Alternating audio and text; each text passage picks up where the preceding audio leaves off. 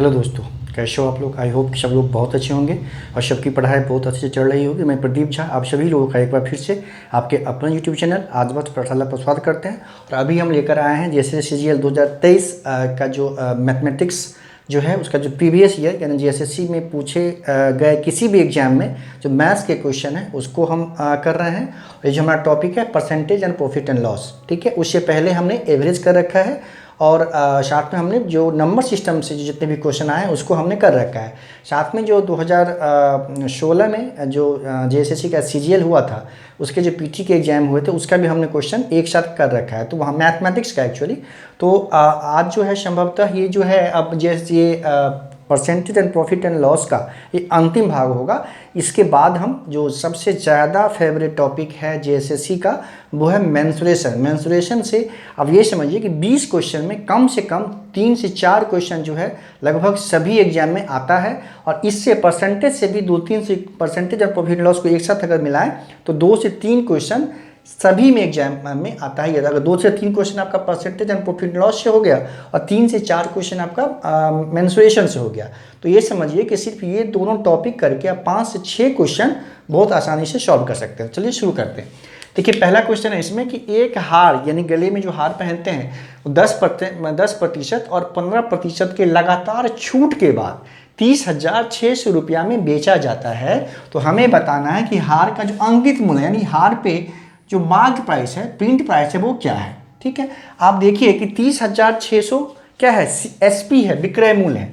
अब याद कीजिए जब ये हमेशा से मैं कहता आ रहा हूँ कि जब बाद का चीज़ दिया हुआ हो पहले का पता करना हो और पहले का चीज़ दिया हुआ हो बाद का पता करना हो तो यही कंसेप्ट है लॉ ऑफ फ्रैक्शन का। यहाँ पे सेलिंग प्राइस दिया हुआ है, मार्क प्राइस नहीं पता करना है, बाद का चीज़ गिव है ना, पहले का पता करना है। तो जितना भी छूट हो, जितना भी प्रॉफिट हो, डिस्काउंट हो, उसी के हिसाब से उसको हम लोग कन्वर्ट कर लेंगे। तो इसमें एक्चुअली मार्क प्राइस यानी MP जो होगा, अंकित मूल्य जो होगा वो हो जाएगा 30,600।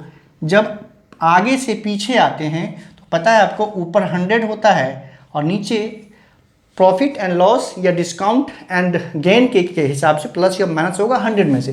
यहाँ पे 10% और 50% दोनों डिस्काउंट है तो एक में हो जाएगा 100 - 10 और एक में हो जाएगा 100 माइनस ऊपर 100 नीचे 100 - 50। 2 बार डिस्काउंट है तो वो अगर ये पहले का गिवन होता और बाद का पता करते तो वो रेसिप्रोकल हो जाता, यानी ऊपर जो नीचे 100 हो जाता और ऊपर जो है प्लस या माइनस अकॉर्डिंगली 100 में से उसको प्लस या माइनस हम करते। तो अब इसको सॉल्व कर लेंगे, हमारा आंसर बहुत आसानी से आ जाएगा। 30,600 गुने ये 100 है, ऊपर ये हो गया आपका 90, ये हो गया 100 अपन ये हो जाएगा हमारा 85। क्लियर है। अब देखिए ये हमारा 0 0 कैंसिल हो गया, ये हो गया 9 3 जा 27, 27 3 हो गया, 9 4 जा 36, ये हो गया 340 हो गया। फिर यहाँ से देखिए 5 से कैंसिल होगा, 5 17 जा 85 और 5 6 जा 30 एंड 4 बचा 5 8 जा 40 है ना, और 17 4 जा 68। तो ये हो गया हमारा 4 × 100 मीन्स हो गया इसका आंसर 40,000। 4 पे 40 340 तो 40,000 जो हमारा आंसर हो गया। यानी मार्क प्राइस या अंकित मूल्य जो होगा वो होगा कितना, 40,000 रुपया। तो 40,000 किस ऑप्शन में है, आप देख रहे हैं कि ऑप्शन C में जो है वो 40,000 आंसर, ये हमारा सही आंसर होगा। ये क्वेश्चन पूछा गया हुआ है, रिजर्व बटालियन एग्जाम हुआ था 2017 में, उसमें ये पूछा गया है। ठीक है, तो बहुत सरल क्वेश्चन था। बस यही ध्यान रखना है आपको, लॉ ऑफ फ्रैक्शन जो हमेशा से करते आ रहे हैं, मैक्सिमम क्वेश्चन में हमने किया है यूज उसको, या तो प्रॉफिट एंड लॉस का हो या परसेंटेज का हो। तो ध्यान रखना है कि पहले का दिया हुआ है, आगे का पता करना है, बाद का तो कैसे यूज करना है। बाद का गिवन है, पहले का दिया हुआ है, बाद का गिवन है और पहले का पता करना है, तो कैसे हम उसको रूल ऑफ फ्रैक्शन यानी लॉ ऑफ फ्रैक्शन यूज करते हैं। ठीक है, अगला क्वेश्चन देखिए। अगर रूल ऑफ फ्रैक्शन आपका कंसेप्ट क्लियर हो जाएगा तो profit and loss and percentage कि क्वेश्चन को सॉल्व करने के लिए आपको न ही किसी फॉर्मूला की ज़रूरत है और न ही आपको कोई प्रोसेस जानने की जरूरत। बहुत सिंपल या बहुत सारे 80% क्वेश्चन आपका जो है profit and loss and percentage का ये लॉ ऑफ फ्रैक्शन से आपका सॉल्व हो जाएगा। अब देखिए इसमें है कि 20% की छूट के पश्चात एक विक्रेता 30 कुर्सियाँ ₹60 की दर से बेचता है। ठीक है, तो जितना मान लीजिए एक कुर्सी वो बेचता है कितने में, ₹60 में 30 कुर्सी बेचता है। तो एक कुर्सी का प्राइस जो सेलिंग प्राइस है ₹60 कब है, वो जब 20% की डिस्काउंट देता है उसके बाद का प्राइस है वो। ठीक है, तो आफ्टर डिस्काउंट जो है यानी जो हर एक कुर्सी पे कुछ मार्क प्राइस लिखा होगा, तो मार्क प्राइस पे जब वो 20% का डिस्काउंट देता है तो एक कुर्सी वो ₹60 में सेल करता है, जबकि टोटल नंबर ऑफ कुर्सी वो सेल कितना करता है 630।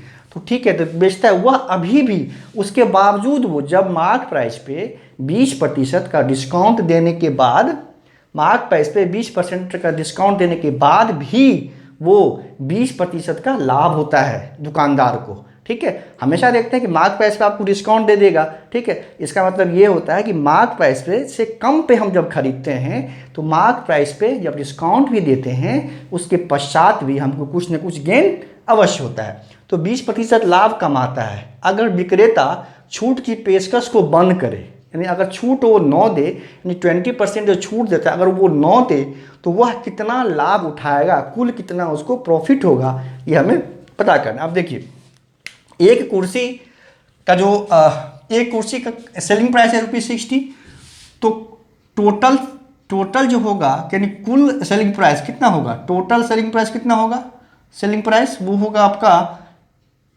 30 × 60 यानी 1800 जो रुपीज होगा वो सभी कुर्सी को मिला के उसका क्या हुआ, विक्रय मूल्य हो गया। ठीक, अब विक्रय मूल्य हमें पता चल गया तो 20% डिस्काउंट के बाद वो इस प्राइस पे बेचता है ना।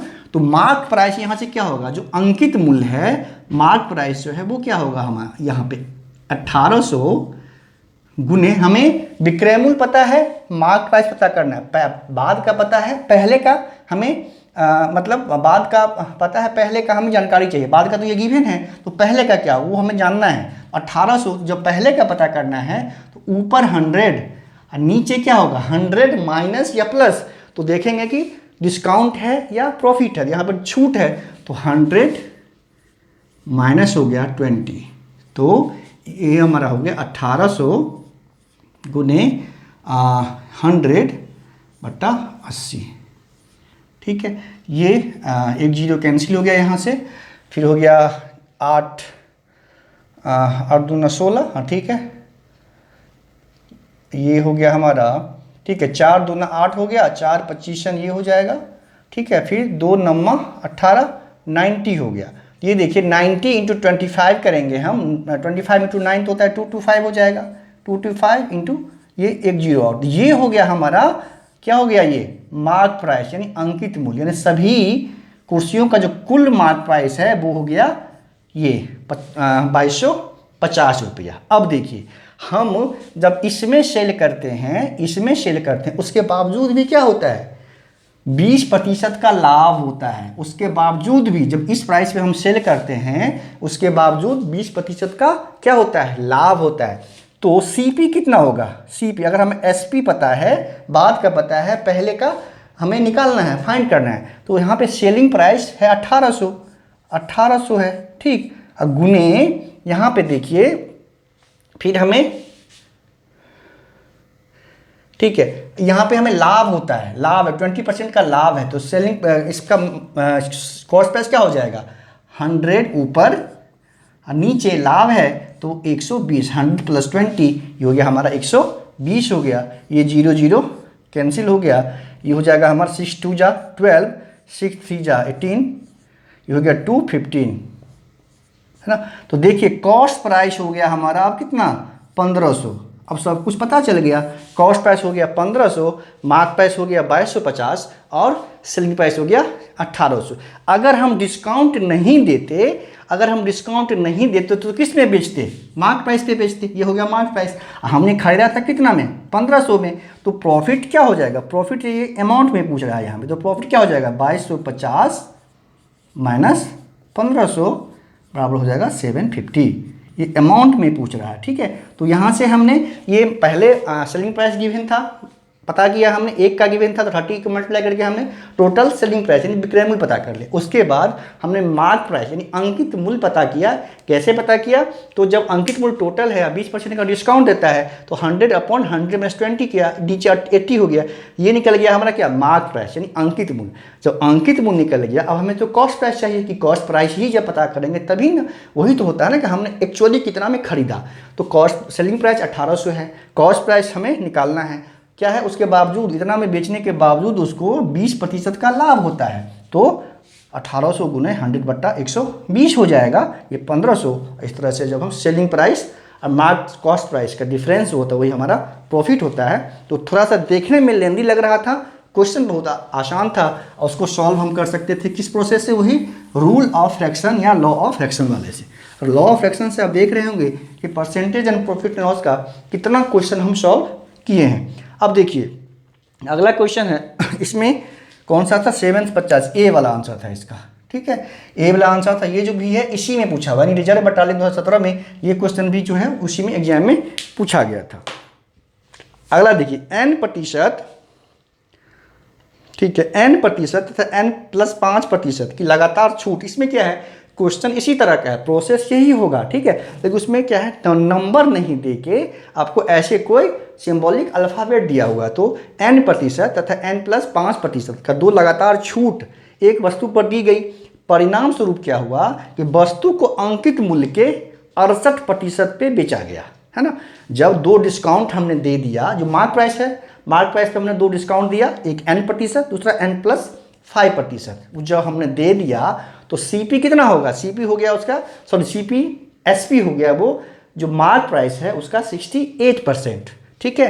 तो n का मान ज्ञात करें, ये जो परसेंट है n% जो हमने पहला डिस्काउंट दिया वो हमें पता करना है। तो क्वेश्चन सिंपल है, बस उसमें नंबर नहीं। अब देखिए MP यानी मार्क प्राइस हमने सपोज कर लिया, इसमें कितना हो गया?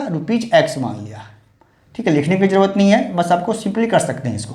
मार्क प्राइस हमने मान लिया x। अब देखिए मार्क प्राइस x है, 2 डिस्काउंट दिया हमने n का और n+5 का। तो कि पहले का मार्क प्राइस है, पहले का हमें पता है, हम बाद की तरफ बढ़ रहे हैं तो ऊपर चेंज होगा। क्या चेंज होगा? 100 - n डिस्काउंट दिए हैं, नीचे 100 इंटू फिर दोबारा भी डिस्काउंट है 100 - n+5, ये दूसरा डिस्काउंट है ना, और नीचे 100। ये एक्चुअली अब निकल गया हमारा क्या?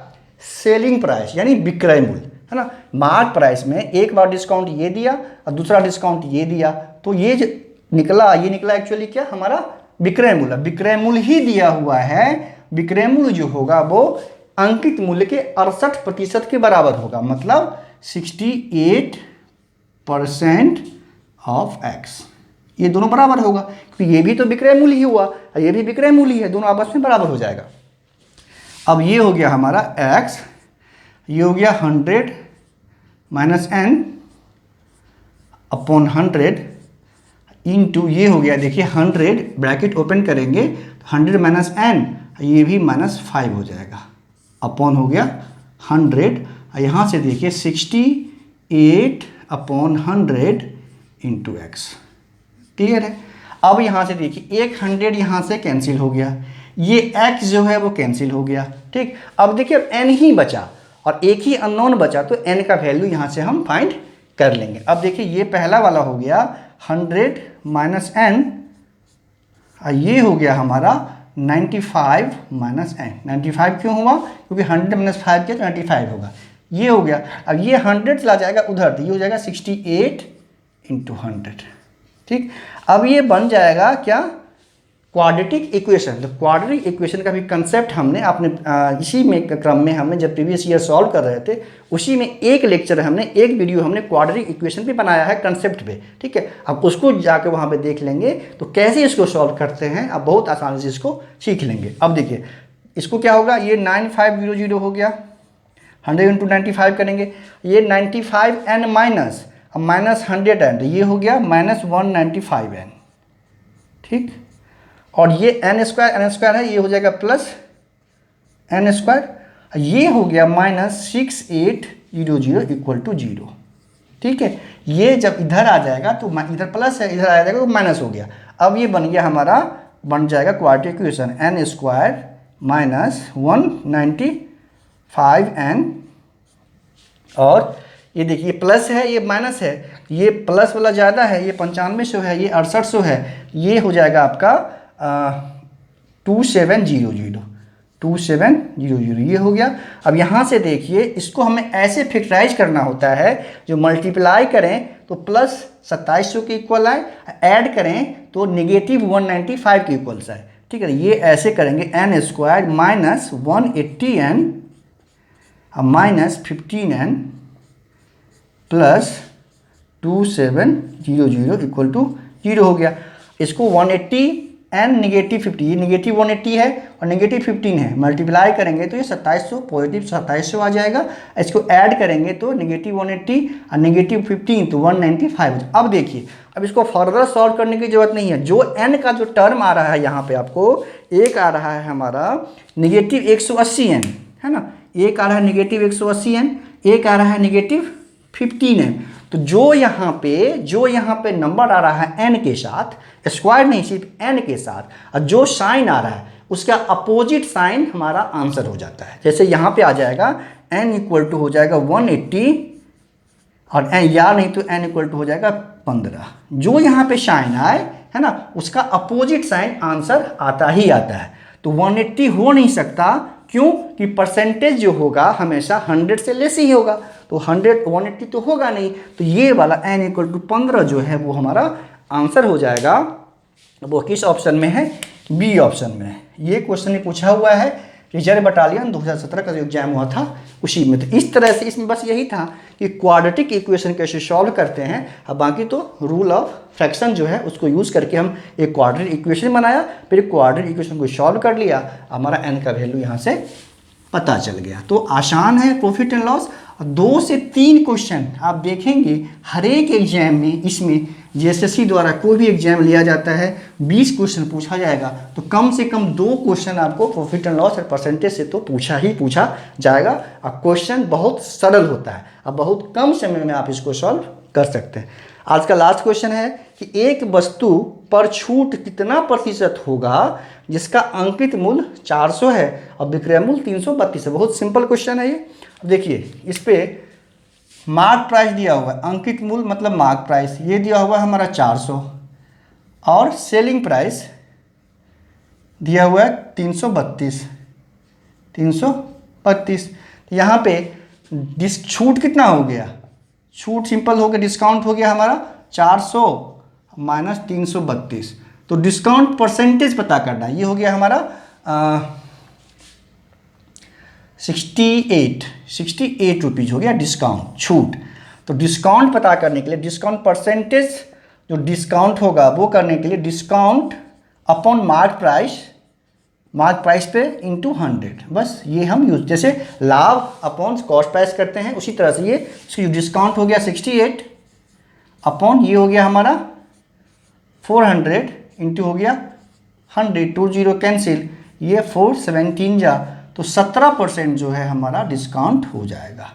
मतलब 17% अगर मार्क प्राइस अंकित मूल्य अगर 400 रुपया है तो 17% अगर हम डिस्काउंट देंगे उस आइटम पे, उस वस्तु पे, तो उसका विक्रय मूल्य कितना होगा? 332 रुपया होगा। तो इसका आंसर कौन सा होगा? 17% जो है वो ए वाले ऑप्शन में है। तो इस तरह से profit and loss and percentage से जेएसएससी के किसी भी एग्जाम में जो भी क्वेश्चन पूछा गया था, इसमें हमने वैसे क्वेश्चन को नहीं लिया है जो बहुत सरल था, या उस तरह का क्वेश्चन जो है एक बार अगर हम सॉल्व कर चुके हैं तो उसी तरह का क्वेश्चन अगर दोबारा आता है तो उसको कोशिश किया है हमने कि उसको नहीं लें। अगर आप सिर्फ इस वीडियो को, सारा वीडियो अगर देख लेंगे, मेरा गारंटी है कि 20 में से आप 14-15 क्वेश्चन जेएसएससी का मैथ का जरूर सॉल्व कर सकते हैं, बशर्ते जितना भी वीडियो हमने अभी तक डाले हैं और आगे डाल रहे हैं उस सभी को आपको फॉलो करना होगा और साथ में देखना होगा।